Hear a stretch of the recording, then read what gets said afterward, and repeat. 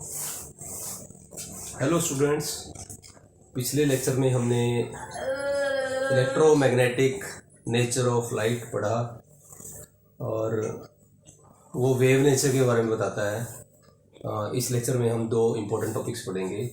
One is photoelectric effect and another is black body radiation. तो wave nature के बारे में थोड़ा सा बता देते हैं। Wave nature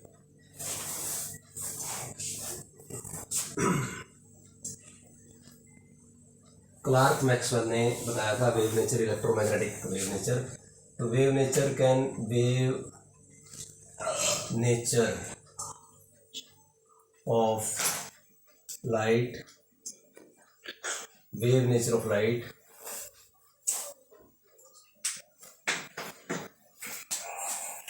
wave nature of light wave nature of light का वेव नेचर होता है, ये हमने अभी तक पढ़ा है। इट कैन इजीली आसानी से ये एक्सप्लेन कर सकता है।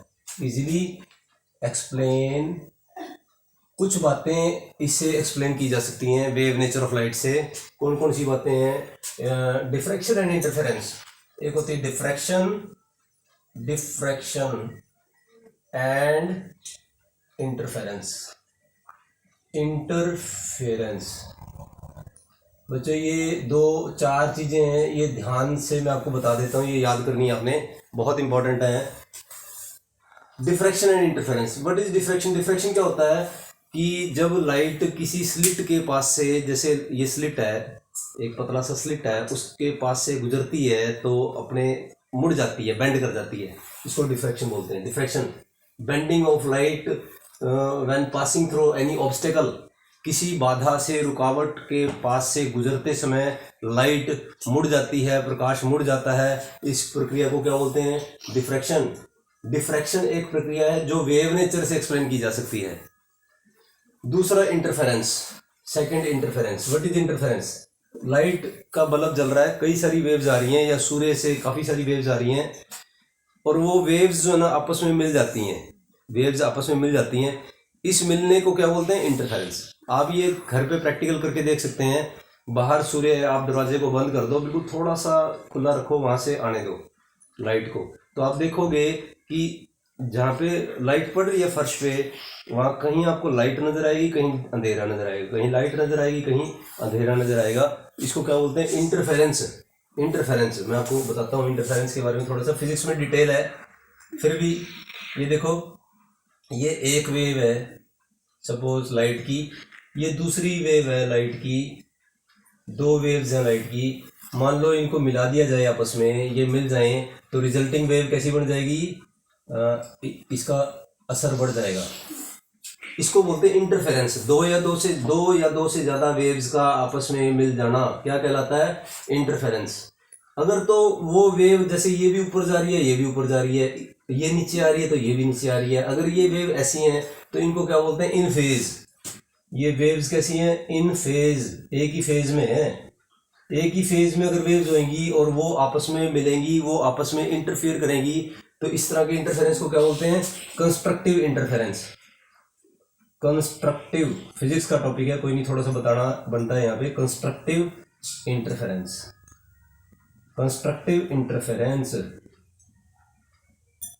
ठीक है। और अगर मान लो एक वेव ऐसे है और एक वेव ऐसे है,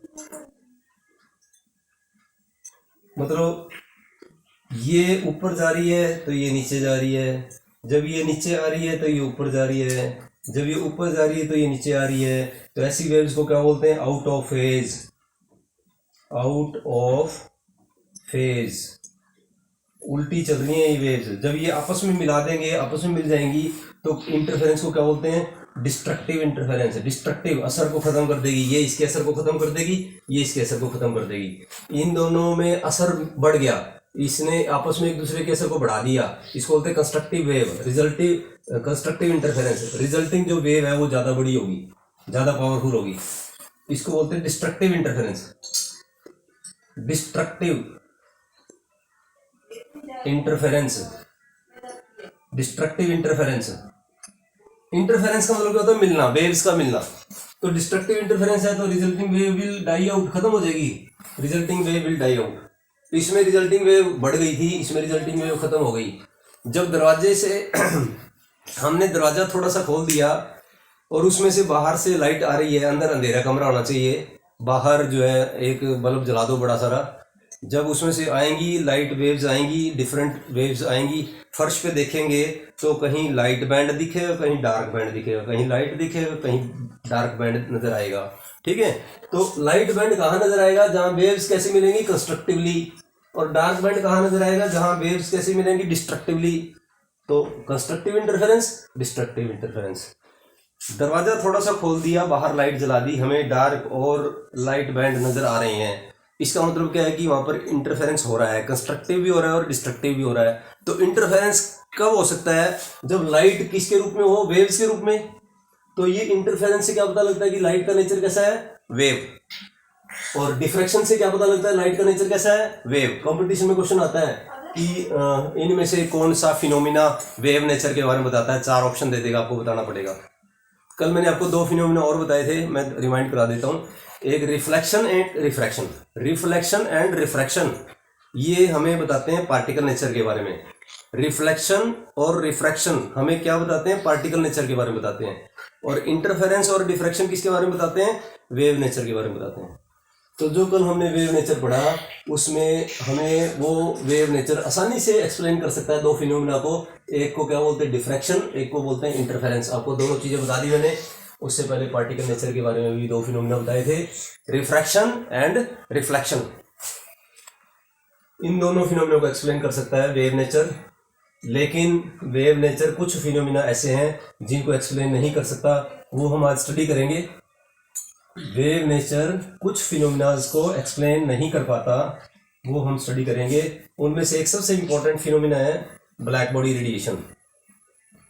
black body radiation, what is black body radiation? Theory में शॉर्ट नोट आ जाता है और कंपटीशन में भी बहुत इंपॉर्टेंट टॉपिक्स हैं। Black body radiation, black body radiation, जो काली चीज होती है ना, आपने ब्लैक होल के बारे में सुना होगा ना। कोई भी काली चीज बहुत अच्छी एब्जॉर्बर होती है लाइट की। कोई भी काली चीज ले लें, काला पेंट करते हैं किसी चीज पे, या फिर काली कढ़ाई होती है, बर्तन होते हैं काले काले, नीचे से काले किए जाते हैं बर्तन, तो वो क्या करते हैं? लाइट को एब्जॉर्ब कर लेते हैं। सारी जितनी भी लाइट उनके ऊपर डलती है ना, उनको एब्जॉर्ब कर लेते हैं। तो हम क्या कह सकते हैं? Black body is the perfect absorber of all the types of radiations. इसीलिए कहते हैं कि काली गाड़ी नहीं लेनी चाहिए, क्योंकि काली गाड़ी लेंगे तो वो जैसे आगे जा रही है और पीछे से कोई गाड़ी उसके ऊपर लाइट मारेगी तो लाइट को एब्जॉर्ब कर लेगी, दिखाई नहीं देगी उसको, तो एक्सीडेंट के चांसेस ज़्यादा हो जाते हैं। जबकि वाइट कार है, वाइट कार के ऊपर जितनी भी लाइट मारेंगे वो सारी की सारी रिफ्लेक्ट करेगी, तो बहुत बढ़िया ढंग से नजर आएगी। ठीक है ना? तो ये एग्जांपल सिर्फ आपको याद कराने के लिए है कि ब्लैक बॉडी के ऊपर जितनी भी किरणें डाली जाती हैं वो सारी की सारी किरणों को क्या कर लेती है? एब्जॉर्ब कर लेती है। तो we can write black body is the perfect absorber. Perfect absorber, जितनी भी किरणें डाली जाती हैं वो सभी की सभी किरणों को एब्जॉर्ब कर लेती है। That means it absorbs. Black body का यही काम होता है, वो ब्लैक नजर इसीलिए आती है क्योंकि वो सारी किरणों को एब्जॉर्ब कर लेती है। It absorbs all kind of radiations, all kind of radiations falling on it। इसके ऊपर जो गिर रही है ना सभी तरह की रेडिएशन, वो सभी तरह की रेडिएशन फॉलिंग ऑन इट, सभी तरह की रेडिएशंस को वो एब्जॉर्ब कर लेती है। इसलिए ब्लैक बॉडी को क्या बोलते हैं? Perfect absorber. Similarly when it is heated, जब इसको गर्म किया जाएगा तो वह सभी प्रकार की रेडिएशंस को इमिट करना स्टार्ट कर देती है, उल्टा काम करना शुरू कर देती है। जब ठंडी होती है तो एब्जॉर्ब करती है, और जब गर्म करते हैं तो वो इमिट करना स्टार्ट कर देती है। Similarly it on heating it starts emitting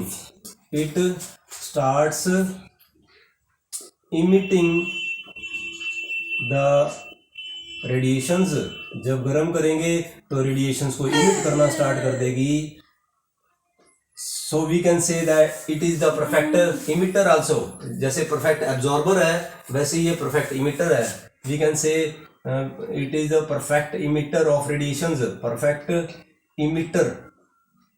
black body is the perfect absorber as well as the perfect emitter. अच्छा, इसमें एक खास बात ध्यान रखने की होती है कि जब आप इसको थोड़ा गर्म करते हैं तो ये हल्की सी लाल रंग की हो जाती है. ये कंपटीशन में आते हैं कलर की. ब्लैक बॉडी को जब गर्म करते हैं तो कौन कौन से कलर इमिट करती है ये सक्सेशन में आते हैं. भी क्या सीक्वेंस है उसका. थोड़ा सा गर्म करते हैं तो हल्की रेड हो जाती है. थोड़ा सा और गर्म करते हैं तो ये ज़्यादा रेड हो जाती है और ज़्यादा रेड हो जाती है.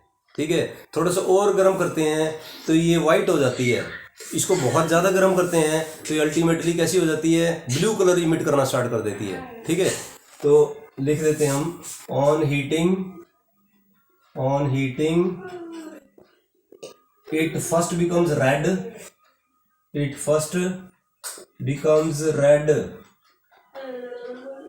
सबसे पहले ये लाल रंग की हो जाती है. On heating it first becomes red. On further heating अगर और ज्यादा गर्म करें, on further heating it becomes white in colour. It turns white in colour. ठीक है. ऑन फर्दर हीटिंग और ज्यादा गर्म करें, on further heating it becomes yellow. It becomes blue हो जाती है. उसके बाद और गर्म करेंगे तो ऑरेंज, येलो ऐसे होती जाएगी.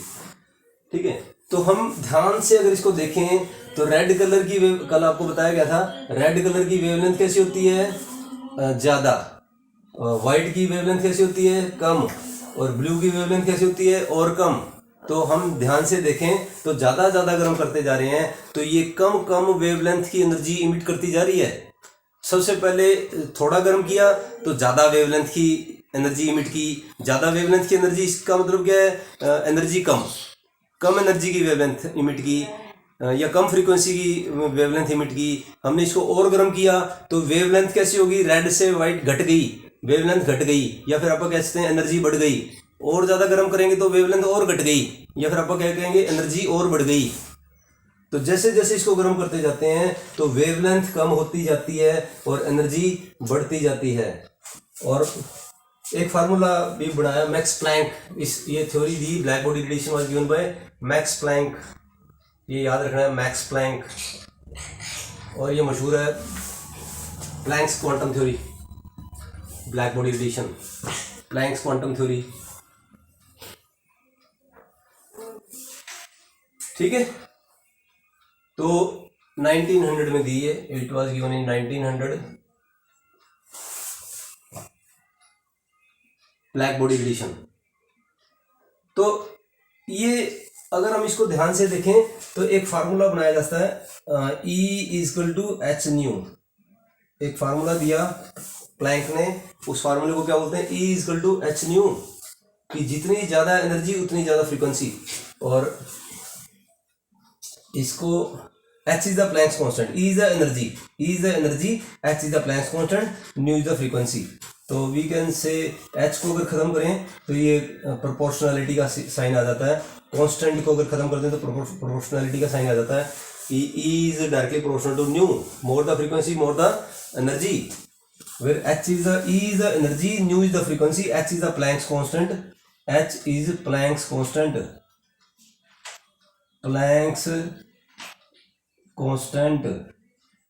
मैक्स प्लैंक ने दी थ्योरी, इसलिए इसको क्या बोलते हैं, प्लैंक्स कांस्टेंट. ठीक है. तो इसकी वैल्यू क्या होती है, 6.626 इंटू 10 की पावर 34 जूल सेकेंड. ये वैल्यू याद रखनी है आपने, कंपटीशन में आती है ये. H प्लैंक्स कांस्टेंट 6.626 इंटू 10 की power 34 joule second, Planck's constant. ठीक है.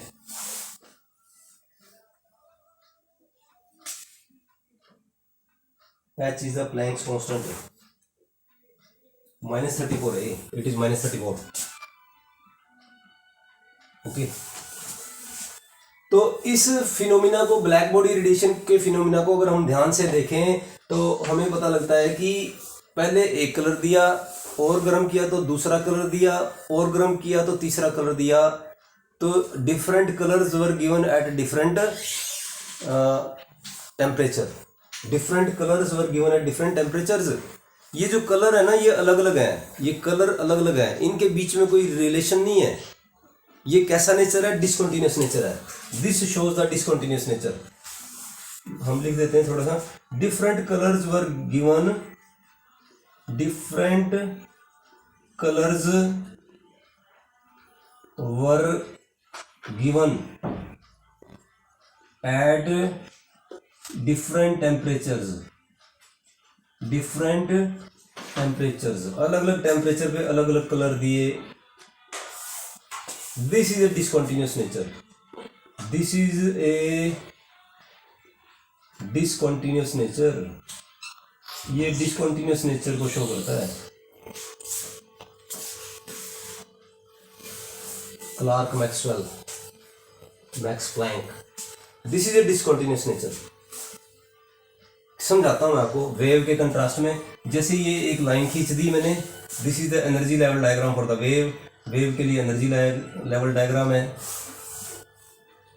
एनर्जी लेवल डायग्राम है. इस साइड पे अपन क्या लेते हैं? एनर्जी. इस साइड पे क्या लेते हैं अपन? एनर्जी. डिस्प्लेस हो रहा है, पार्टिकल कभी ऊपर जा रहा है, पार्टिकल कभी नीचे जा रहा है. यहाँ पर एनर्जी कैसी है? 0. यहाँ पर एनर्जी कुछ, यहाँ पे कुछ और, यहाँ पे कुछ और, यहाँ पे कुछ और, यहाँ पे कुछ और. कोई मेरे को कहे कि मेरे को ये वाली एनर्जी चाहिए तो वेव में मेरे को मिल जाएगी.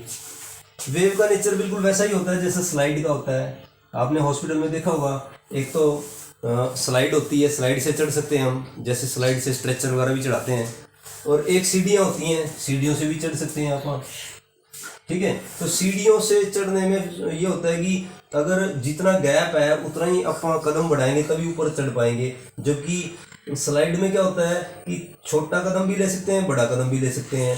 बूढ़ा भी चढ़ सकता है, जवान भी चढ़ सकता है, बच्चा भी चढ़ सकता है, क्योंकि इसके पास सभी तरह की एनर्जीज हैं. थोड़ी छोटा कदम रखोगे तभी ऊपर चले जाओगे, बड़ा कदम रखोगे तभी ऊपर चला जाओगे. इसमें सीढ़ी में अगर छोटा कदम रखेंगे तो ऊपर नहीं जा पाएंगे. जितनी सीढ़ी के बीच का गैप है उतने गैप की एनर्जी ही लगाएंगे तभी आप दूसरी सीढ़ी पर चढ़ पाएंगे. तो this is discontinuous nature, this is continuous nature. ये नेचर, वेव का नेचर ऐसा होता है, कंटिन्यूअस होता है, क्योंकि वेव के पास थोड़ी एनर्जी भी है, ज़्यादा एनर्जी भी है. जितनी एनर्जी चाहो उतनी एनर्जी होती है. तो वेव का नेचर कैसा होता है? कंटिन्यूअस. तो अपने जो कलर्स आ रहे हैं वो अलग अलग आ रहे हैं, अलग अलग टेम्परेचर पे अलग अलग कलर आ रहा है. तो ये कैसा नेचर शो कर रहा है? डिसकंटिन्यूअस. इसका मतलब क्या है कि ये वेव नहीं हो सकती. ये जो वेव नहीं हो सकती, ये जो एनर्जी आ रही है, जो कलर्स आ रहे हैं ब्लैक बॉडी से, ये वेव नेचर नहीं हो सकता. तो इसका नेचर कैसा होएगा? Particle nature. Different colours were given at different temperatures. This is a discontinuous nature, so it can not be wave. So it can not be wave because wave has continuous nature. So उसने ये सिद्ध कर दिया. Black body radiation क्या सिद्ध करती है? Exam में आता है ब्लैक बॉडी रेडिएशन क्या प्रूव करती है? तो black body radiation particle nature prove करती है. रेडिएशन का नेचर कैसा होता है? Particle. Black body radiation proves that radiation has particle nature. ठीक है, तो हम एक फार्मूला कर लिया. ये फार्मूला आप ध्यान से याद रखेंगे इसमें. और एक और फिनोमिना करेंगे हम, photoelectric effect. Photoelectric effect करेंगे. What is photoelectric effect?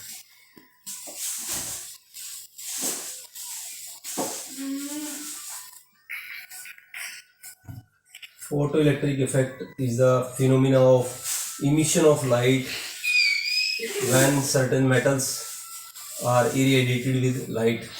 कुछ मेटल्स पे, कुछ धातुओं पे अगर हम लाइट डाल दें तो वो इलेक्ट्रिसिटी पैदा करती हैं. इस फिनोमिना को क्या बोलते हैं? Photo electric effect. Caesium metal इसमें एग्जांपल दी जा सकती है.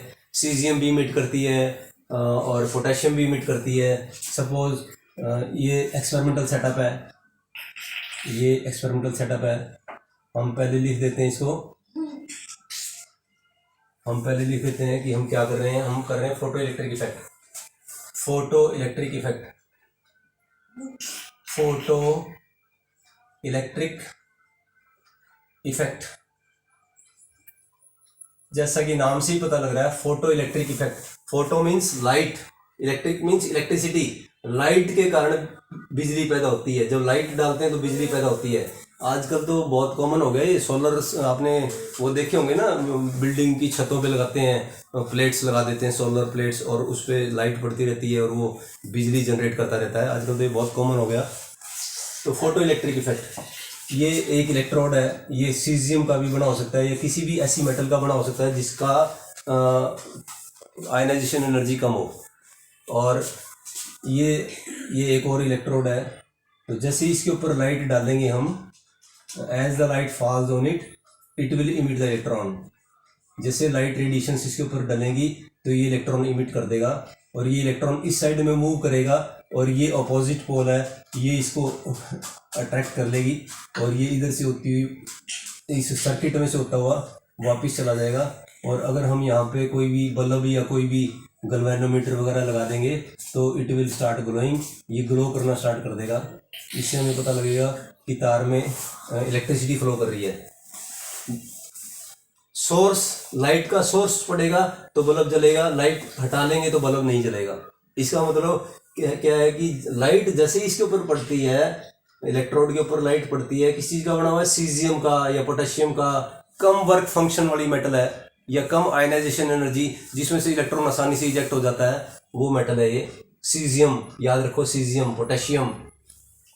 जैसे ही इसके ऊपर लाइट डलेगी वैसे ये इलेक्ट्रॉन इजेक्ट कर देगा, और ये इलेक्ट्रॉन एक्सटर्नल सर्किट से होता हुआ जाएगा। मतलब क्या कह सकते हैं कि फ्लो ऑफ इलेक्ट्रॉन को क्या बोलते हैं, इलेक्ट्रिसिटी। जब इलेक्ट्रॉन चलता है तो क्या बोलते हैं, इलेक्ट्रिसिटी। हमने डाली लाइट और क्या पैदा हुई, इलेक्ट्रिसिटी। तो इस इफेक्ट को बोलते हैं photo electric effect. What is photoelectric effect? It is the phenomena, it is the phenomena of generation of electricity, generation of electricity by the impact of light, by impact of light, by impact of light। प्रकाश के प्रभाव से जो बिजली पैदा होती है उस effect को फोटो इलेक्ट्रिक इफेक्ट कहते हैं। प्रकाश के प्रभाव से जो बिजली पैदा होती है उसे फोटो इलेक्ट्रिक इफेक्ट कहते हैं। It is the phenomena of generation of electricity bye impact of light. इसके अंदर जब एक्सपेरिमेंट किया गया तो कुछ बातें हमें पता लगी, उन बातों को क्या बोलते हैं, ऑब्जर्वेशंस। उन बातों को फिर हम एक्सप्लेन करेंगे। Observations, following observations. पहली ऑब्जर्वेशन क्या थी कि जैसे ही लाइट पड़ती है वैसे ही एकदम से इंस्टेंटेनियसली इलेक्ट्रिसिटी जनरेट होनी शुरू हो जाती है, ठीक है ना। तो electricity generated instantaneously, electricity is generated instantaneously, instantaneously, instantaneously, instantaneously. अच्छा, एकदम से स्टार्ट हो जाती है। On falling light on metals, धातुओं के ऊपर, कुछ धातुओं के ऊपर जब लाइट डलती है तो एकदम से सर्टेन ऑन सर्टेन मेटल्स लिख सकते हैं यहाँ पे, certain metals on certain metals. कुछ धातुओं पर जब लाइट डलती है तो एकदम से बिजली पैदा होनी शुरू हो जाती है। नंबर 2, दूसरा, अगर बिजली जो डाल रहे हैं उसकी फ्रीक्वेंसी कम है तो लाइट इजेक्ट नहीं होगी, तो इलेक्ट्रिसिटी नहीं बनेगी। अगर फ्रीक्वेंसी कम है, जो लाइट डाल रहे हैं उसकी फ्रीक्वेंसी कम है तो कोई भी इलेक्ट्रिसिटी जनरेट नहीं होगी, ठीक है। If frequency of the incident light, जो लाइट डालते हैं उसको इंसिडेंट लाइट कहते हैं। If the frequency of incident light is less, incident light is less no electricity will be generated, no electricity will be generated, कोई भी electricity generate नहीं होएगी अगर फ्रीक्वेंसी कम है। हमने फ्रीक्वेंसी बढ़ा दी, हमने, हमारे पास इंस्ट्रूमेंट है जिससे हम फ्रीक्वेंसी को कम या ज़्यादा कर सकते हैं। हमने थोड़ी सी फ्रीक्वेंसी बढ़ा दी, कोई इलेक्ट्रॉन इजेक्ट नहीं हुआ। हमने थोड़ी और फ्रीक्वेंसी बढ़ा दी तो भी कोई इलेक्ट्रॉन जनरेट नहीं हुआ। एक फ्रीक्वेंसी ऐसी आएगी, फ्रीक्वेंसी बढ़ाते बढ़ाते बढ़ाते बढ़ाते एक फ्रीक्वेंसी ऐसी आएगी कि इलेक्ट्रॉन इजेक्ट हो जाएगा। उस फ्रीक्वेंसी को क्या बोलते हैं? थ्रेशोल्ड फ्रीक्वेंसी या वर्क फंक्शन भी बोलते हैं। ठीक है, एट ए एग्जाम में एक छोटा क्वेश्चन बनता है, what is threshold frequency? Threshold frequency is the minimum frequency, कम से कम फ्रीक्वेंसी जो इलेक्ट्रॉन को इजेक्ट कर देती है। उससे ज़्यादा वाली तो करेगी, उससे कम वाली नहीं कर पाएगी। कम से कम वो फ्रीक्वेंसी जो इलेक्ट्रॉन को इजेक्ट कर देती है उसको क्या बोलते हैं? थ्रेशोल्ड फ्रीक्वेंसी या वर्क फंक्शन भी बोलते हैं। At a certain frequency, at a certain frequency electron get ejected, electron eject हो जाता है। इस फ्रीक्वेंसी को क्या बोलते हैं? Called threshold frequency, threshold frequency, इसको थ्रेशोल्ड फ्रीक्वेंसी बोलते हैं। Also called as work function, work function भी बोलते हैं, वर्क फंक्शन। थ्रेशोल्ड फ्रीक्वेंसी भी बोलते हैं, वर्क फंक्शन भी बोलते हैं। न्यू थ्रेशोल्ड फ्रीक्वेंसी को न्यू बार से रिप्रेजेंट, न्यू नॉट से रिप्रेजेंट करते हैं। न्यू नॉट, न्यू बार तो वेव नंबर होता है। ठीक है, उससे ज़्यादा अगर हम फ्रीक्वेंसी देंगे तो, अगर हम थ्रेशोल्ड फ्रीक्वेंसी से कम देंगे तो इलेक्ट्रॉन निकलेगा ही नहीं, बिजली पैदा ही नहीं होगी। अगर थ्रेशोल्ड फ्रीक्वेंसी दे देंगे तो बिजली पैदा हो जाएगी, इलेक्ट्रॉन निकलने स्टार्ट हो जाएंगे। अगर हम उससे ज़्यादा फ्रीक्वेंसी देंगे तो इलेक्ट्रॉन तो इजेक्ट होंगे ही होंगे, साथ में उन इलेक्ट्रॉन्स की काइनेटिक एनर्जी भी बढ़ जाएगी। तो on further increasing the frequency, on further increasing the frequency, अगर आप फ्रीक्वेंसी और बढ़ा दें, then kinetic energy of the electron, kinetic energy of ejected electron, kinetic energy of the ejected electron increases. बहुत ध्यान से करने की बातें, एक एक पॉइंट बहुत ध्यान से करने की बात है, कंपटीशन में के लिए बहुत फेवरेट एग्जामिनर का ये। ठीक है, अगर हम, तीसरा पॉइंट क्या है? अगर हम थ्रेशोल्ड फ्रीक्वेंसी से कम दें लाइट, थ्रेशोल्ड फ्रीक्वेंसी से कम डालें, लेकिन उसकी इंटेंसिटी ज़्यादा कर दें, लाइट की इंटेंसिटी ज़्यादा कर दें। इंटेंसिटी क्या होती है कि number of particles of light falling on a particular area. एक बल्ब जलाऊंगा तो इंटेंसिटी कैसी होगी? कम, क्योंकि कम पार्टिकल्स टकरा रहे हैं एक पर्टिकुलर एरिया में। मैंने 2 बल्ब जला दिए तो इंटेंसिटी कैसी होगी? ज़्यादा। मैंने 3 बल्ब जला दी तो इंटेंसिटी कैसी होगी? और ज़्यादा। तो इंटेंसिटी, फ्रीक्वेंसी कैसी ले ली? कम, और इंटेंसिटी कैसी कर दी? ज़्यादा। तो इलेक्ट्रॉन इजेक्ट नहीं होगा। इलेक्ट्रॉन तो तभी इजेक्ट होगा जब उसको थ्रेशोल्ड फ्रीक्वेंसी मिलेगी कम से कम। ठीक है ना, थ्रेशोल्ड फ्रीक्वेंसी दे दी मैंने और उसके बाद इंटेंसिटी मैंने बढ़ानी शुरू कर दी, तो फिर उसका क्या असर होएगा? थ्रेशोल्ड फ्रीक्वेंसी से ज़्यादा फ्रीक्वेंसी दे दी और मैंने इंटेंसिटी बढ़ानी शुरू कर दी, तो number of electrons ejected will increase. On increasing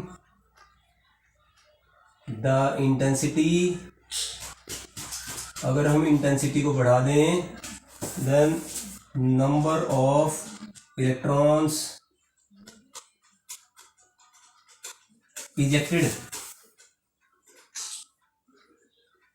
increases, number of electrons ejected increase हो जाते हैं।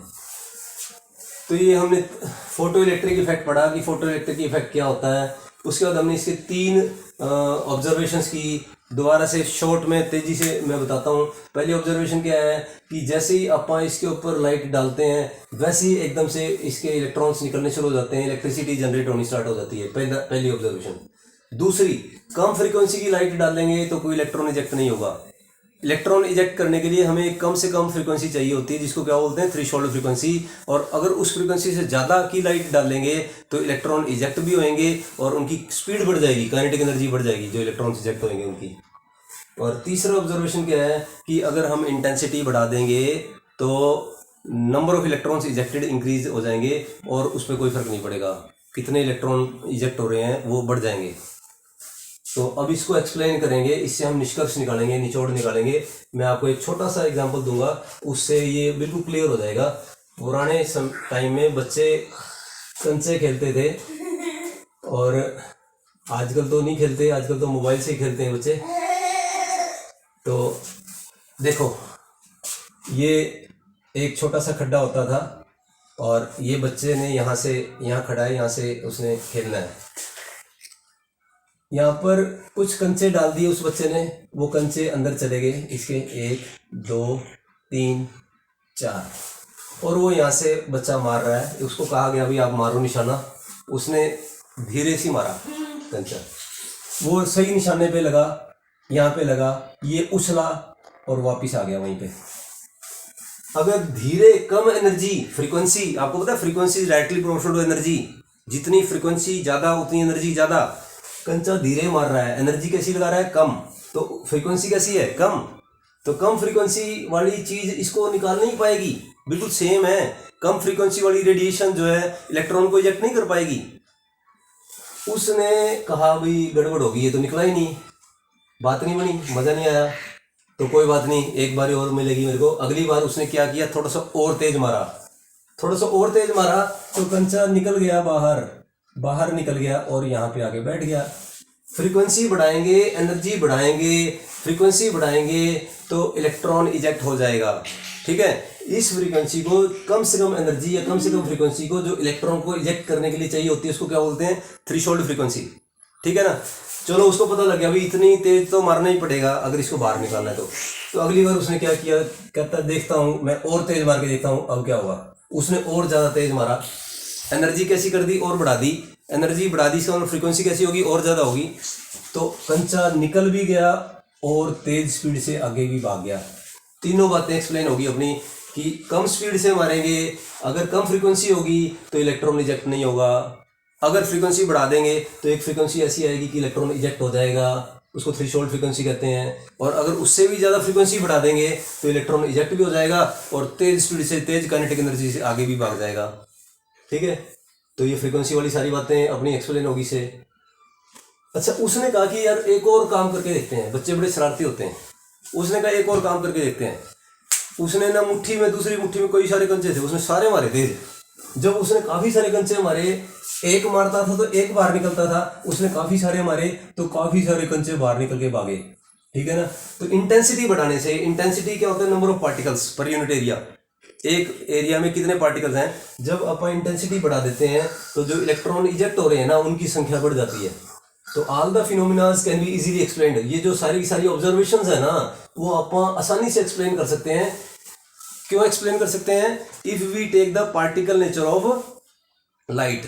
अगर अपन लाइट का पार्टिकल नेचर ले लें तो ये सारी बातें एक्सप्लेन हो जाती हैं। तो ब्लैक बॉडी रेडिएशन किस चीज़ को एक्सप्लेन करती है, पार्टिकल नेचर को। फोटो इलेक्ट्रिक इफेक्ट किस चीज़ को एक्सप्लेन करता है, पार्टिकल नेचर को।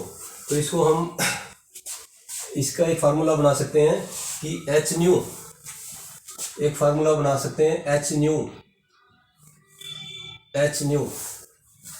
या फिर E equal to E naught, ये बना लो। E equal to E naught. E incident energy, incident जो एनर्जी डाली, जो अपन ने एनर्जी रेडिएशन डाली ना, उसकी एनर्जी डाली, उसको बोलते हैं incident energy. E not is the work function. कितनी चाहिए थी इलेक्ट्रॉन को इजेक्ट करने के लिए, इलेक्ट्रॉन को इजेक्ट करने के लिए कितनी चाहिए थी, ई नॉट। डाली कितनी, इतनी। अगर ये ज्यादा डालेंगे तभी तो इलेक्ट्रॉन इजेक्ट होगा, अगर ये कम डालेंगे तो थोड़ी होगा eject. Plus half mv square, plus half mv square. ये जितनी ज्यादा डालेंगे वो इलेक्ट्रॉन इजेक्ट करने में काम आ गई कुछ तो, और कुछ उसकी काइनेटिक एनर्जी को बढ़ाने के काम में आ गई। ठीक है, तो E equal to H nu किसने बताया, प्लैंक ने, मैक्स प्लैंक ने। E equal to H nu होता है। तो दिस में भी रिटन एज दिस में भी written as H nu naught इसको क्या लिख सकते हैं आप, ई एच न्यू, तो ई नॉट क्या हो गया, H nu naught threshold frequency, this is work function, this is called as work function, this is called as threshold frequency plus half mv²। तो इसको उधर ले जाएंगे अगर आप, तो ये क्या बन जाएगा, H nu minus H nu naught equal to half mv²। ठीक है, ये बहुत इंपॉर्टेंट है, इसके ऊपर न्यूमेरिकल्स भी आएंगे, न्यूमेरिकल्स की आपने प्रैक्टिस करनी है और ये फार्मूला आपको आना चाहिए। आज 2 फार्मूले कराए मैंने, एक इससे पहले कराया है, इजकल टू एच न्यू। तो एच को कॉमन निकाल लेते हैं, तो क्या बन जाएगा, ये nu minus nu naught equal to half mv², half mv²। तो अगर अपने को काइनेटिक एनर्जी निकालनी है इलेक्ट्रॉन की, this is the Planck's constant, this is known to us, ये अपने को पता है प्लैंक्स कांस्टेंट क्या वैल्यू होती है इसकी, 6.626 इंटू 10⁻34 जूल सेकेंड। और दिस इज इंसिडेंट फ्रीक्वेंसी, जो फ्रीक्वेंसी अपन ने डाली, this is the threshold frequency, ये जो फ्रीक्वेंसी चाहिए इलेक्ट्रॉन को इजेक्ट करने के लिए। अगर ये सारी चीजें हैं तो अपन इलेक्ट्रॉन की काइनेटिक एनर्जी निकाल सकते हैं। तो this is about the photo electric effect, black body radiation and photo electric effect, दोनों हमें क्या बताते हैं, पार्टिकल नेचर ऑफ लाइट। ठीक है, एक छोटा सा हम टॉपिक करके इसको कंक्लूड कर देते हैं कि 2 फिनोमिना ऐसे हैं जो वेव नेचर बताते हैं, 2 फिनोमिना ऐसे हैं जो वेव नेचर बताते हैं। कौन कौन से हैं,